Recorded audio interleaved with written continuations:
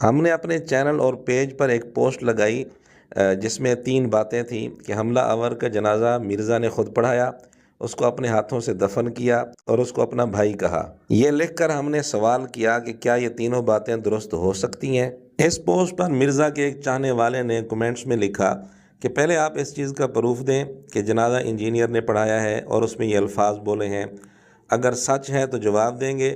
اگر نہیں ہے تو لعنت ہے آپ پہ اور آپ کے ماننے والوں پہ، اللہ اور اس کے فرشتوں کی بھی لعنت ہے جھوٹوں پر۔ آئیے اب ہم اس کو ثابت کرتے ہیں اور مرزا کے اپنے اصول پر ثابت کرتے ہیں،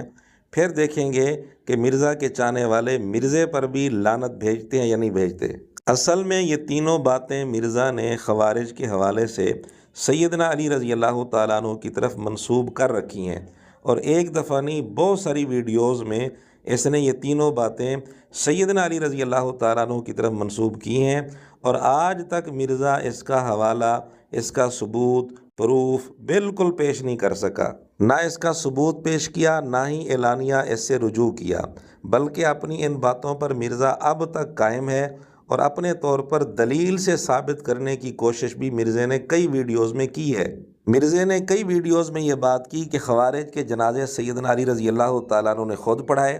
ان کو اپنے ہاتھوں سے دفن کیا، ان کو اپنا بھائی کہا، اور ان کے لیے دعا کی اللہم اغفر لحینا و میتنا۔ جب مرزا سے اس کا ثبوت مانگا گیا تو بجائے کسی کتاب کا حوالہ دینے کے،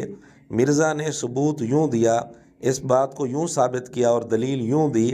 کہ چونکہ خوارج مسلمان تھے اور مسلمان کا جنازہ ہوتا ہے، لہذا اسے ثابت ہو گیا کہ ان کا جنازہ حضرت علی نے پڑھایا تھا